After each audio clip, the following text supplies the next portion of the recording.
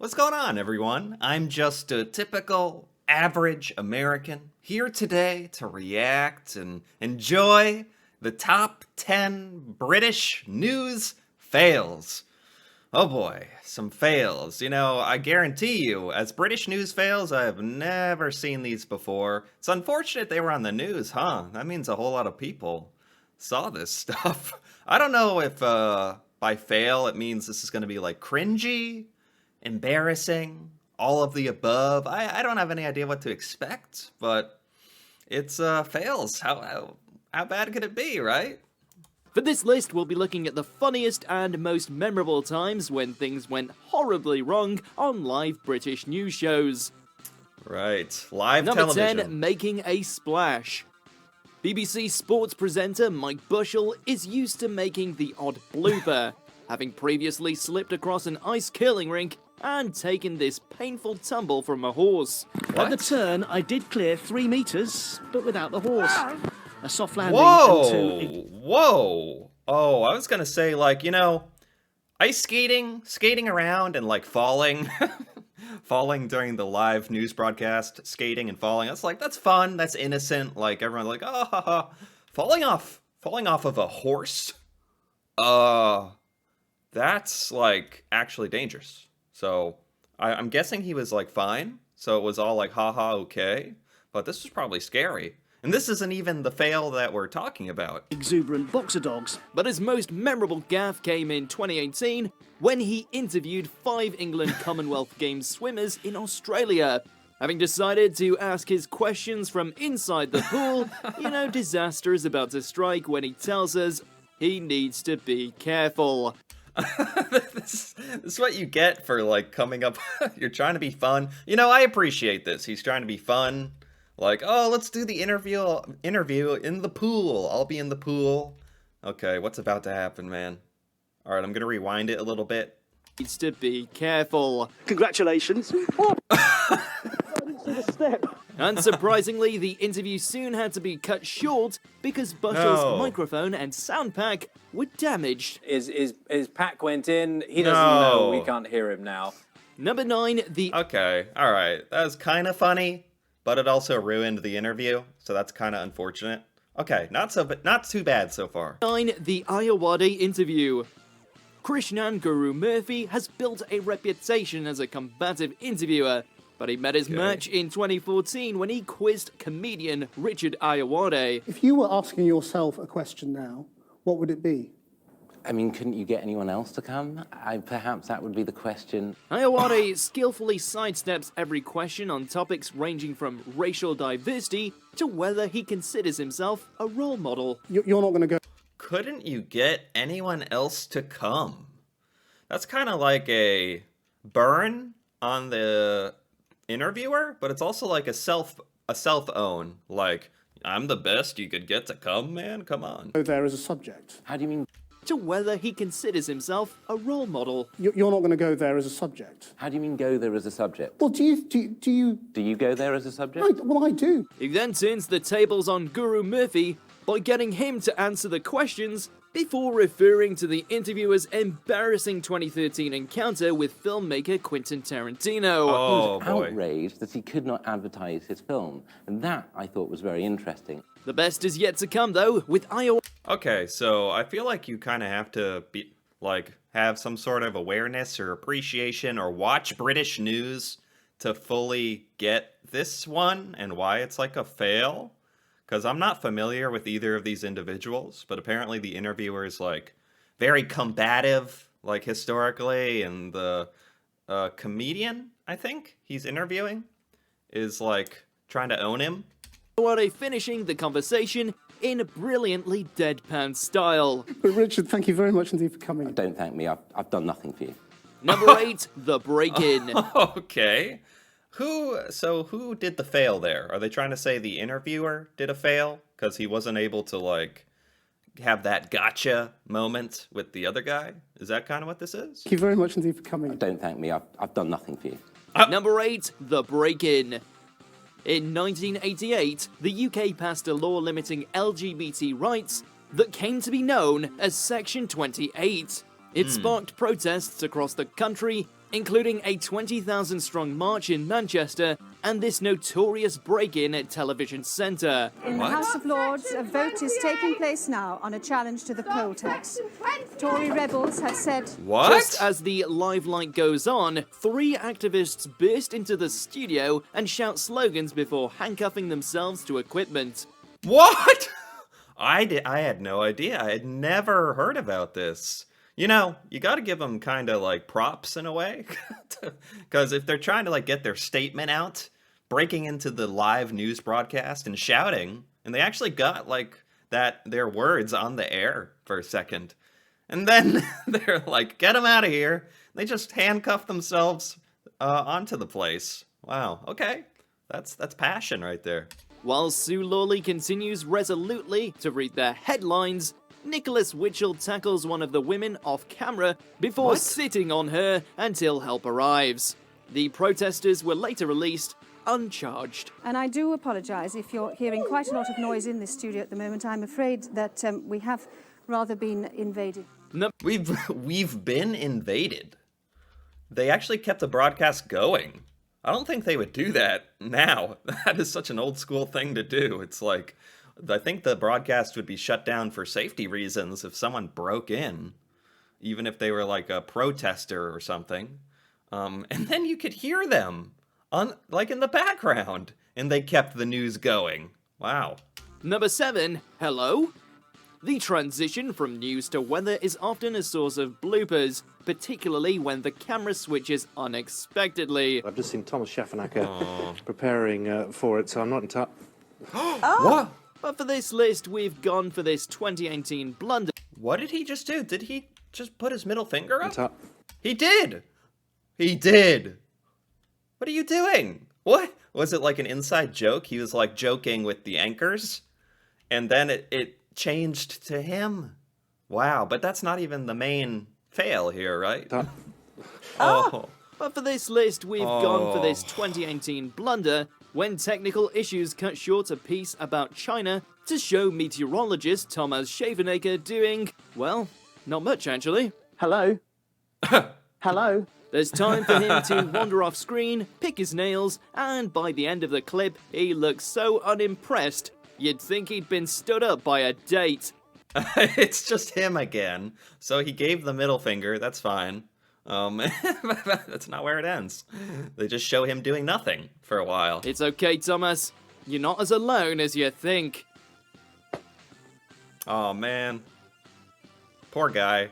Number 6, a match made in hell. Oh. A picture may be worth 1,000 words, but sometimes news staff fail to match the image to the caption, creating farcical and often hilarious results. Okay. Jamaican sprinter Usain Bolt once briefly became head of an Islamic fundamentalist movement. Victory for Jamaica's Usain Bolt and his team as he wins his 3rd gold. What? How does this happen? How does that headline get put under Usain Bolt? New Taliban chief. How did... Okay. Victory for Jamaica's Usain Bolt and his team as he wins his 3rd gold. Then there was the time the BBC added this unfortunate caption to footage of a public appearance by the Queen. And the price of passion. What? But perhaps... Okay, it's like on purpose at this point. You're telling me these are accidents. Why did they have these titles queued up? What were they gonna show under that? Of course it was on the poor Queen. But perhaps the funniest example is when a story about Scottish First Minister Nicola Sturgeon was paired with these unflattering pictures. We're going to be joined by Scottish First Minister Nicola Sturgeon. She must have gone ape when she found out about it. I'm sorry, we've very clearly run the wrong pictures over that. At that point, you just gotta own it, right? Like, he's doing like, I'm sorry, we just showed video of a gorilla. Like, you might as well just acknowledge it. Like, come on. Who's the like video soundboard operator or whatever, switchboard operator in charge of this? At what point do you get fired for like 10 wrong headings at the bottom and then showing a gorilla? Found out about it. I'm sorry, we've very clearly run the wrong pictures over that particular sequence. Number 5, the sex toy. The pantomime season may be over, but the phrase, "it's behind you," is one that all No. football reporters should remember. No. On football transfer... Bruh.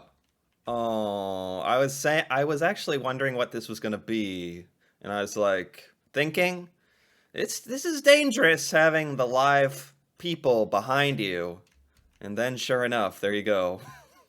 is one that all football reporters No, should remember. no. On football transfer deadline day, dodgy... What a friend, by the way. The one, you know, the one further away, letting his friend do that to him. Man, they are very close friends. Reporters should remember.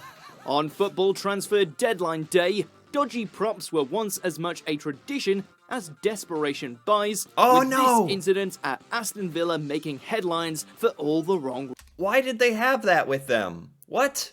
Just for this moment, I guess. reasons. But as unwanted intrusions go, nothing beats this embarrassing episode suffered by Alan Irwin at Everton's training ground. An event that contributed to Sky Sports' decision to stop reporting from outside football. Hey, okay, putting it in his ear, like, you know, there's a line, like, all of these people crossed that line a long time ago with what they're doing. But then, like, all right, you're already crossing the line, and then you're sticking it in his ear. Man, the professionalism on this guy, to keep a straight face, kinda, and keep looking at the camera and just talking, that is, like, commendable. That is incredible concentration. Ball stadiums, boys and What? net toys. He probably doesn't quite know what was just stuck into his ear, by the way. Number 4, broken news. A presenter for over 25 years, even Hugh Edwards had never before encountered anything like the meltdown that crippled BBC News at 10 in 2017.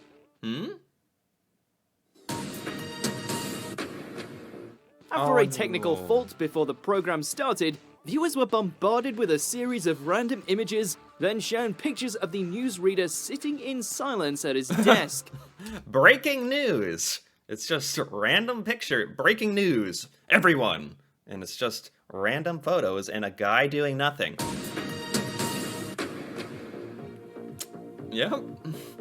He looks Later, very focused. Edwards revealed that no one had warned him he was on air, but Yeah. that he had decided, in his own words, to behave himself just in case. Wow, what foresight. Wow, he's not like the other guy giving the weather guy when he's like hanging around waiting for his segment. He's like giving people the middle finger and like running off screen. This is a true consummate professional here. But yeah, it's not their fault. That's a good point. Like none of this is ever really, except that one guy who fell in the pool. That was kind of his fault. But when it like cuts to you, like you're trusting the network to like cut to you like at the right time. Tonight at 10. If only all presenters were so careful. Number 3, the Great Storm.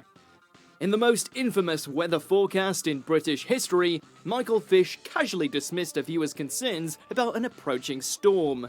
The most infamous weather broadcast in British history? Really? Dismissing a viewer's concerns? Good afternoon to you. Earlier on today, apparently a woman rang the BBC and said she heard that there was a hurricane on the way. Well, if you're watching, don't worry, there isn't. Technically, Fish was correct. The Great Storm of 1987 was not a hurricane, but an extratropical cyclone. Oh my gosh. No one cared about... Oh my gosh, why did he have to dismiss it like that, man?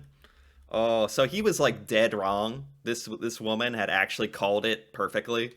No one cared about terminology though, as winds of over 100 miles per hour devastated the British Isles, uprooting trees, ripping off roofs, and causing over £1 billion worth of damage. What? So great was the gaffe, it prompted a public inquiry. I mean, yeah, this is like, it's not funny, the destruction that happened, but the fact that he so perfectly was like, don't worry, everyone, we had a call saying there was a hurricane. Ha! No.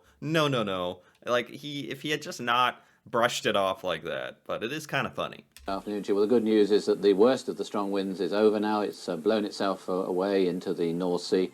Number 2, the Skype interview. Oh, what? We all know this saying about never... What's going on back there? Wait, what's going on in the background there? Number 2, the Skype interview.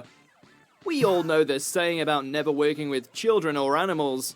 Professor Robert Kelly learned the wisdom of this the hard way when his daughter... What are... They're trying to be so nonchalant and sneaky, and it's like, if you'd just been normal and walked out with the kids at just a leisurely sort of normal pace, instead of trying to crawl out the door and then crawl in and close it, it's like, it turns out that would have been less distracting. Gate crashed a 2017 live BBC interview on Korean politics. And what will it mean for the wider region? I think one of your children has just walked in. Determined not to be upstaged, her baby brother then joins the fun before the children's mother arrives to usher them out. Notice in particular how she crouches low. She, slid in. She had so much momentum, she slid into the room. Before the children's mother arrives to usher them out. The thing is, I think everyone agrees, if he had just been like, oh, hey, sweetie, made it a normal moment, everyone would have laughed it off. It's a serious, Zoom they were on, but in this scenario, just, laugh it off, oh, kids, come on, and, remove them from the room, promptly, and no one's gonna care. But it just makes it kind of weird when you're, stuffing your hand in their face, pushing them away, and then mom runs in. Mom slides in like Spider-Man and crawls out. Notice in particular how she crouches low, because that way we wouldn't be able to see her. Yeah. Right? A She's follow-up trying. interview with the family proved equally entertaining. We just didn't know how to respond. We didn't really know. We never had anything like this before. Number 1, the job interview that wasn't. What? Could this be the greatest case of mistaken identity in history? Back in 2006, Guy Gomer arrived at BBC Studios to apply for an IT job, but was then accidentally hauled in front of the cameras to give his expert view on a court case involving Apple computers. Well, Guy Cuny. What? This poor guy. Look at him. He's so worried. He doesn't understand what's going on. This poor guy. It's a funny story. Put it on your resume. They just grabbed him and hauled him in front of the camera. You're the guy we've been waiting for. His expert view on a court case involving Apple computers. Well, Guy Cuny is the editor of the technology website News Wireless. No! Hello, good morning to you. Good morning. Amazingly, he actually gave an opinion on music downloads that has proved to be surprisingly accurate. It does really seem to be the way the music industry is progressing now, that people want to go onto the website and download music. Exactly. You can go everywhere. Sadly, Guy never got the job at the BBC. What? But on the plus side, he did earn himself a guest appearance on the Big Fat Quiz. How can you not give that guy some kind of job at something like that? Is like performance under pressure, man. The fact that he was able to speak at all, just being hauled onto live TV and asking his opinion on music downloads. Okay. I saw this man in the corridor earlier. He's the man from the corridor. Yeah. And I love him. Do you agree with our picks? Check out these other great clips from WatchMojo and be sure to subscribe and ring the... Wow, I don't think there's anything close to some of these that I remember on American news fails. And by the way, some of these were fails, but others were just good entertainment, quality content, good, probably increased the news ratings way higher than normal. Some of them were fails, but the thing is, fails are most of the time actually pretty entertaining, and people make you seem more relatable, human. Oh, your kids ran onto the Zoom call in the background. It just makes you relatable. And they're funny. I liked this. These were, man, I've never seen news situations quite like this. This exceeded some of my wildest expectations. Wow. Okay. Pretty good stuff. This was by WatchMojo UK, by the way. I like this. That was good stuff. Good news. Anyway, if you enjoyed this as well, feel free to give this video a like or leave a comment. And if you're interested in more videos like this, me reacting to British culture, stuff in Britain that I've never seen or heard before, feel free to subscribe for more. And until then, thanks for watching, and see you next time.